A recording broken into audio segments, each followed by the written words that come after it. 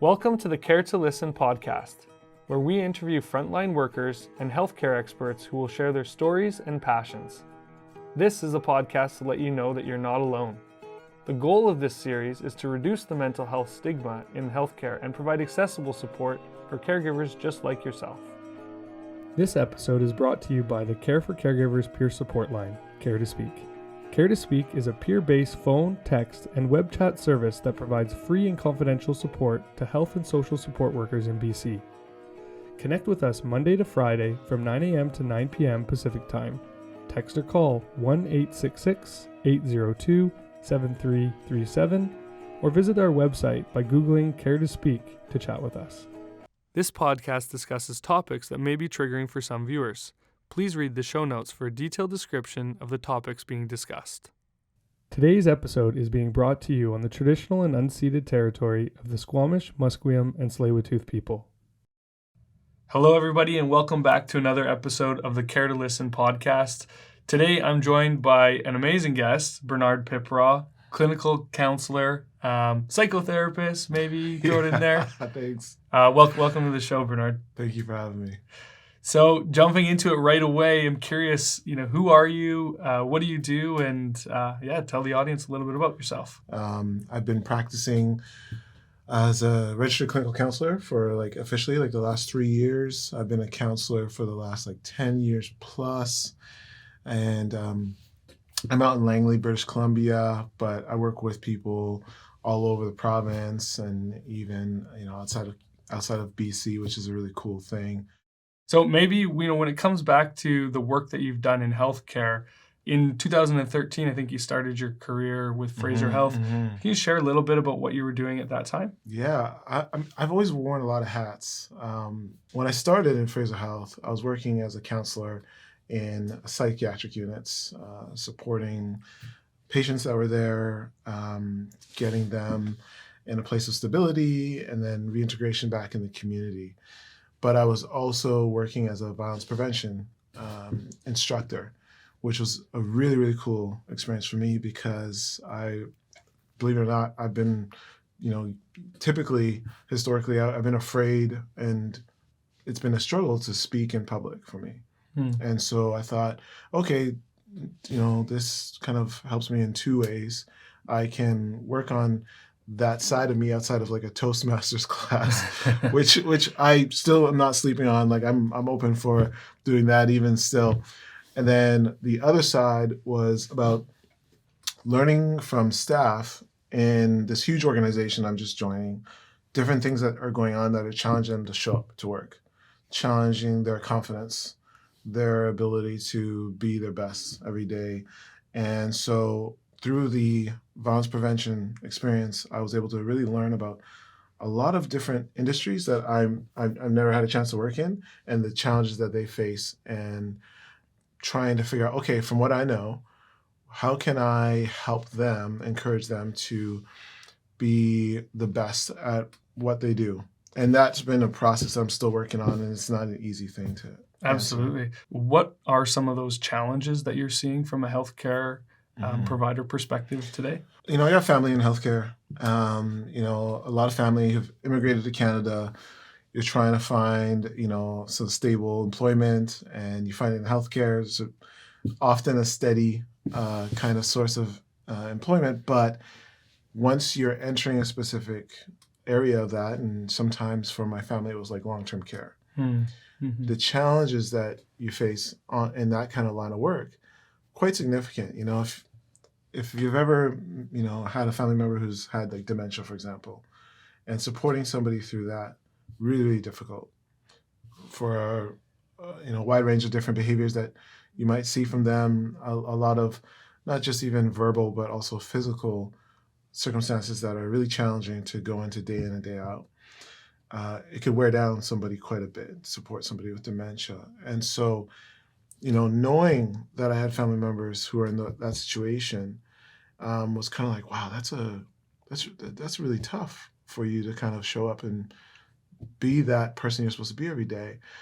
And I got even further insight once I was a violence prevention instructor about the challenges, about feeling confident going back to work and knowing that there's certain patients that are physically demanding on a lot of staff, and knowing how that could be really disenfranchising. That can be stressful, that can wear you down. And what are those staff doing to take care of themselves?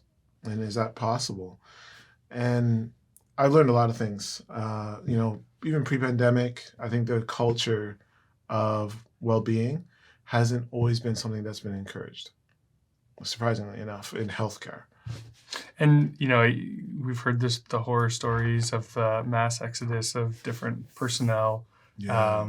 short-staffed, and again, to a lot of that trauma that might be brought home to the family in addition to the work that you're doing in serving the patients and your colleagues. So if someone were to start working with you, maybe in more of a counseling position or dynamic, what would that sort of look like for those individuals? How do you sort of approach some of those conversations? I just try to normalize, some of the things that they're going through. If somebody is coming to me at a place of burnout, it's so understandable, especially in the last few years with, the tolls on the healthcare system, and so many healthcare workers who are like the core of the healthcare industry haven't necessarily been feeling that way, feeling valued. And I know that I can't do anything to take care of like the wages part, which has been really highly publicized and whatnot. But it's about like your well-being. Let's explore the circumstances that have kept you from prioritizing taking care of your well-being.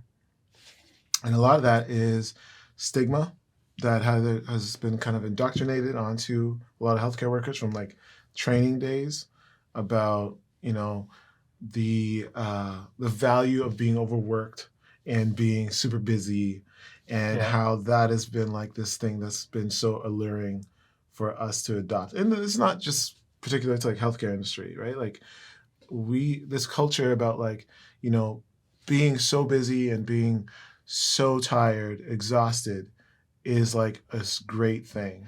Yeah, that badge of honor that so many people think and perceive as being success or ways to achieve that success. Absolutely. Yeah. And so it's about like examining like, okay, so how's that going for you?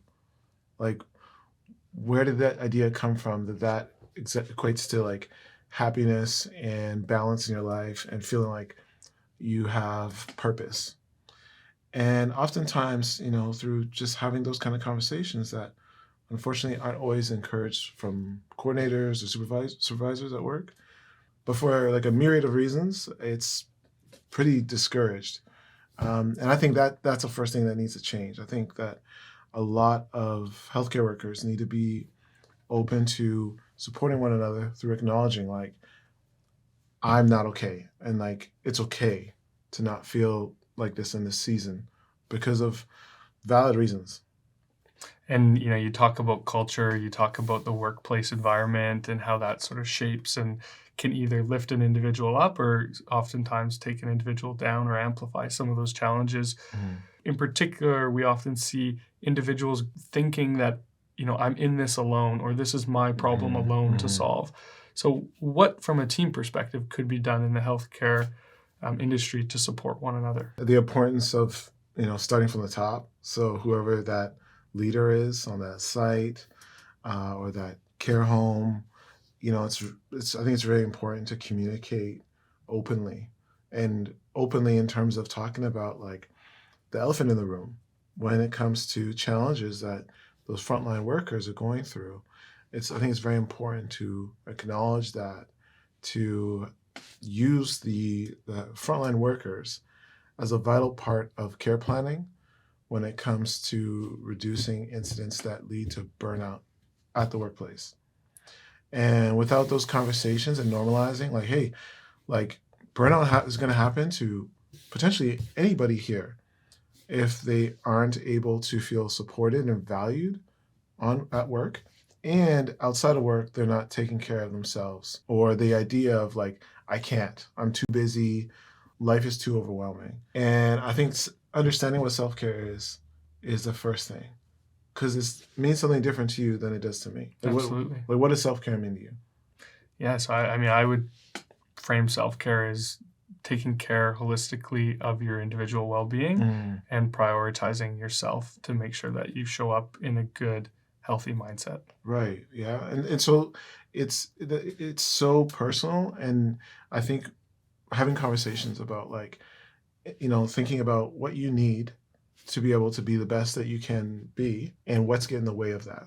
And maybe it's not exactly like an open dialogue, but I think it's about like individually thinking about, okay, what helps you be the best at what you do at work and outside of work. Yeah. Sometimes it's about, feeling supported, feeling valued, having a safe team, having good protocol. And then it's like, okay, what helps you outside of work? That's important. And that's an individual thing. Sometimes it's like, okay, well, maybe I have to have like equal partnership at home with that person I share a home with. Maybe it's about I need to be like hiking once a month. Maybe it's about going to Pilates class 3 times a week. Like whatever it is, people need to really think about that and then take a step back and assess like what gets in the way of me doing that. Absolutely. Right? Like do I not have enough resources? Do I feel like I don't have the time to do that? And how do I break that problem down? Speaking from personal experience, I am a completely different person when I get a run in or, go play hoops or go do something physical. If I'm don't have that physical outlet, I am not mentally showing up well. Yeah. So I definitely hear what you're saying. And, I wanted to jump back a little bit to the culture side of things, because as you mentioned, if there are, healthcare industry having lots of different immigrants that are coming into the workplace and working and bringing whatever culture and normalization of stigma around mental health might be from their pre-existing cultures, how can we support and reduce that stigma to help people know that there are supports? And how have you sort of navigated that aspect of mental health and well-being? See, and that's a heck of a question, because I think the mentality that a lot of new Canadians have when they're working in the healthcare industry is like, I got to keep the lights on. And that means I got to put up with anything that I'm going through at work. And that's such a dangerous mentality. I understand it's necessary at times for a lot of healthcare staff, but we need to recognize like longevity is a very important part. Like, are we just living to work? And if that's a major priority, that has a shorter timeline than a lot of us, believe. And so I like to encourage those individuals to look at like, you're part of the system that has protocol, that has safeguards. Are you fully aware of all those important things? Like, have you had the opportunity to recognize your benefits, what you're entitled to, and using your voice and the value of your voice? And so I think that's an important thing that needs to, take off in terms of having conversations around, what you're able to do, what you're able to access, and the change that you can make. And it starts with like talking with one person you work with about what's going on, what kind of stress you're under, and challenging this idea of like, I need to be like tough as nails all the time. And this permeates throughout healthcare. I've seen this in law enforcement. I've seen a lot of different first responders. Like, I got to be so tough. I got to be bulletproof. I got to be Superman. And the idea behind that's super flawed, because you need to be connected. You need to be able to be present and empathetic. And that means you got to also be vulnerable to the challenges in which you are supporting other human beings. So I can't be over here and be like invincible and then trying to be present with like supporting somebody often like intimately and have like such this huge disconnect between myself. I think we have to be able to kind of take the mask off, and especially with one another, which is not the easiest thing in healthcare, because part of that culture that's also problematic too is this like rivalry between professions that happens within healthcare systems. It could be from coordinator to home support worker. It could be between respiratory therapist and nurse. It could be between social worker and whomever. We need to recognize like we are all in this together. And especially right now, what's happening at present, and the multitude of, different specific roles that are facing a lot of shortages, it's clear that burnout stress at some point is affecting a wide range of industries. So why not take a step forward in terms of trying to address the stress by acknowledging that different roles are going through certain challenges, A, and then B, let's try to have real conversations about what's going on and break through this idea that we have to be indestructible at work. And having those real conversations, one, helps the individual who's actually bringing forth the challenge or whatever it is that they're struggling with, but also supports the rest of the team because it starts to open those conversations. And, hopefully the individual who you go to is there to support you in a good way. And sometimes, we've heard that, that individual who's often busy might not give you the response that you need. Or, they might be dismissive. And so if that were to happen, what would you say to that individual in terms of, moving to the next person or trying to solve their problem? Like what would you what advice would you give them? I mean, I hope that they wouldn't be discouraged, that not everyone's going to see things the way you do, right? Everyone's entitled to have their own lens. If you don't immediately get the kind of validation from reaching out to somebody, know that there are other people that you work with that are going through that. I'd like to encourage that person to take steps away from like feeling like, oh, I'm being this disruptor, I'm making too much noise. I'm like, there's a positive from making noise, from challenging the systems. Like that's actually how evolution happens, how things get better, by challenging the status quo. No matter what part of the Lower Mainland you're working in, there are other individuals who understand the stress and really challenging circumstances that individuals is going through. So if you go to a colleague who's invalidating about what you're going through, I would always encourage that person to say, hey, look, that's one person who has their own perspective on what's going on. Without a doubt, there are so many others that understand the stresses that you're going through. And that's something I think, when it comes to understanding what supports are available to you, knowing who are, your people that you can go to and have that safe circle and trust to be able to share this stuff with, is just so important and critical for people to have a positive outlet. When it comes to benefits, when it comes to understanding your benefits, conversation we had earlier as well, and oftentimes people just don't know what's out there. So what type of advice do you have when it comes to people around understanding, knowing their benefits, and what can they do to take advantage of all those supports that are available to them? Yeah, I mean, I think it starts with talking about like wellness. Not everybody has this kind of clear understanding of like what wellness means to me. What are things that I've actively been doing, or things I've been curious about trying out? And I talk about, okay, part of the time and the investment that you're giving into this employer provides you with a lot of things to keep you well, to keep you active, to keep you healthy, and the importance of exploring what those different opportunities are.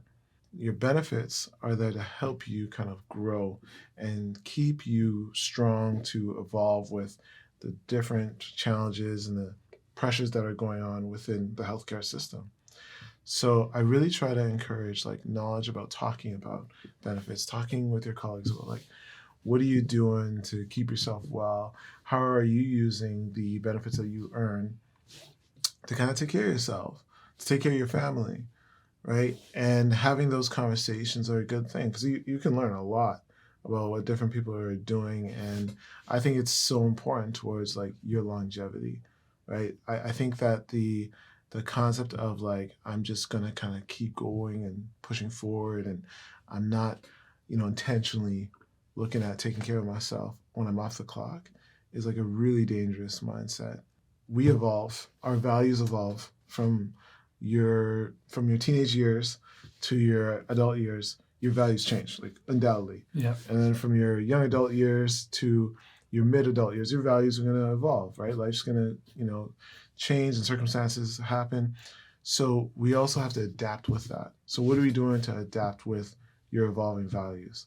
A lot of people kind of sit back and be like, oh, I didn't think about that, or I didn't recognize how much my top 5 values change throughout like my 20s, my 30s, my 40s.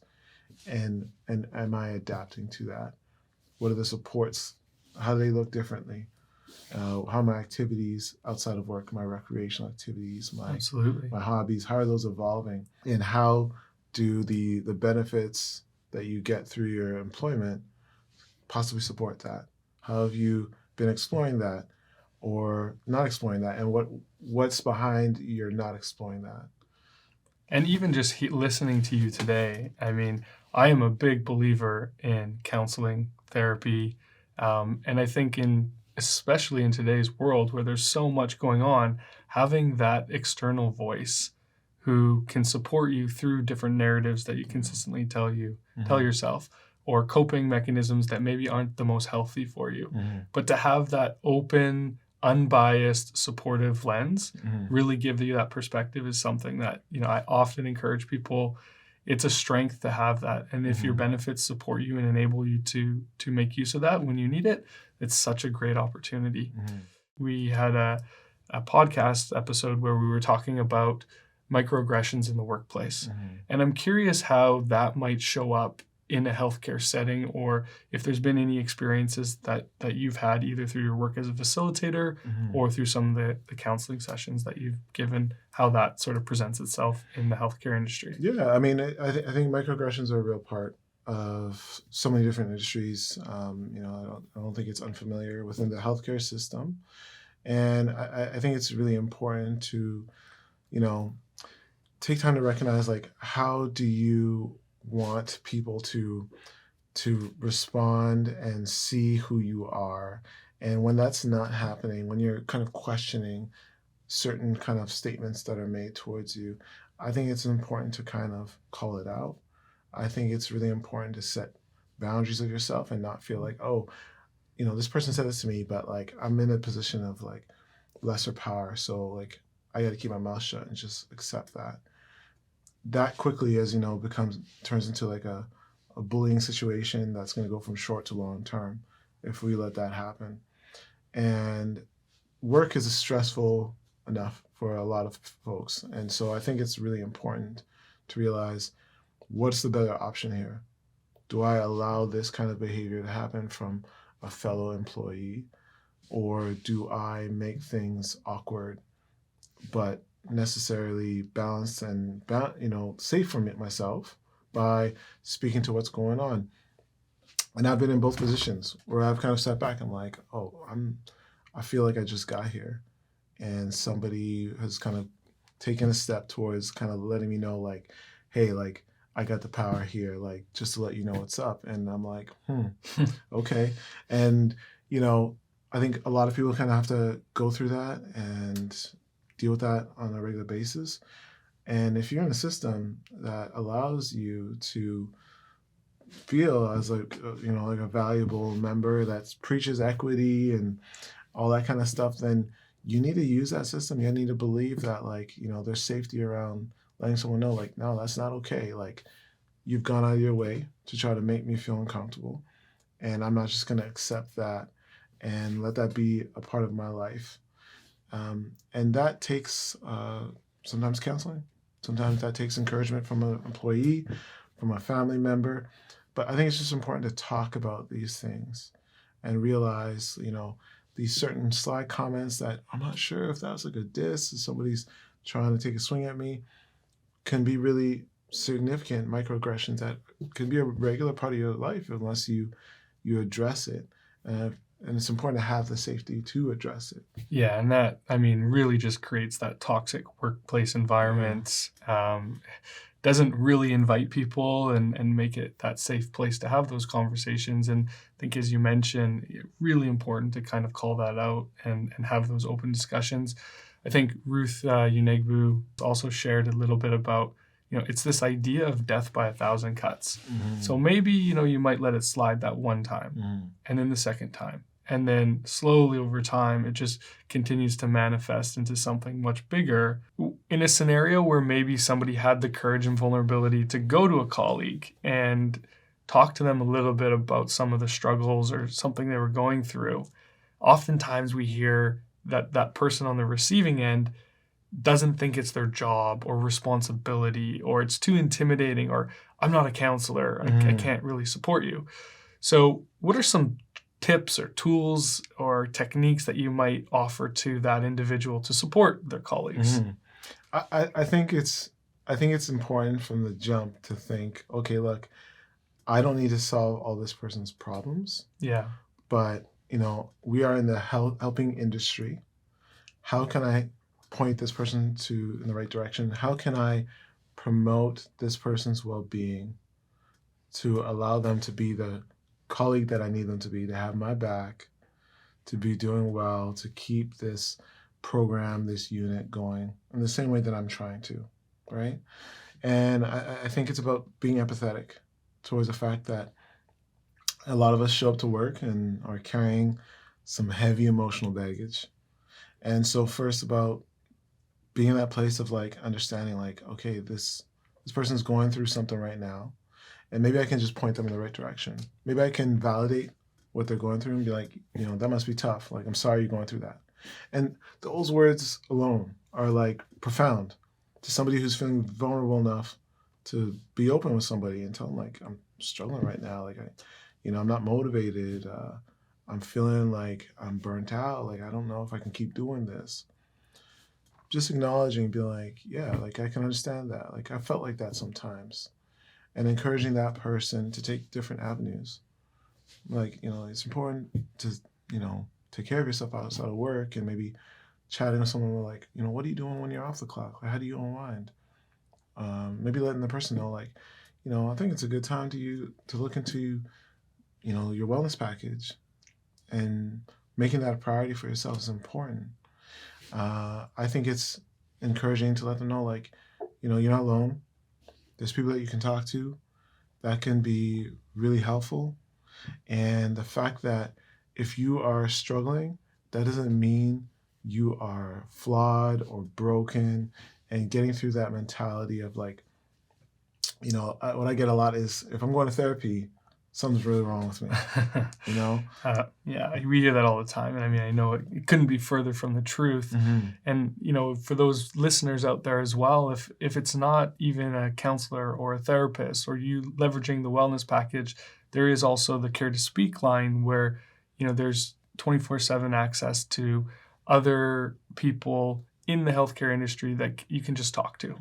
And, they understand what you're going through, and they might be able to just support you just by providing that safe space, in addition to what might be available in that wellness package. The big thing and the big piece that keeps coming back to me is connection, not comparison.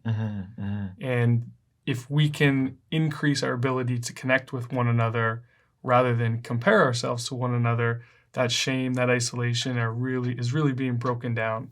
And we can build that teamwork. We can come together to support one another, and we can ultimately create these safe places where we all feel supported and want to show up to work.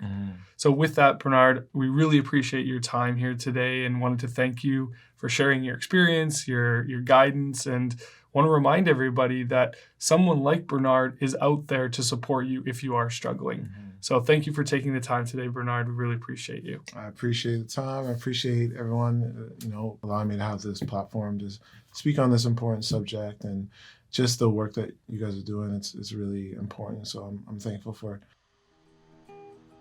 Thanks for listening to this episode. Be sure to visit the links in the show notes for more resources and supports for the Care for Caregivers program. If you're interested in sharing your story on the Care2Listen podcast, please reach out to us at careforcaregivers.ca/podcast. And don't forget to follow us on your favorite podcast platform to be notified of when new episodes are released. Thanks again for joining us, and see you next month.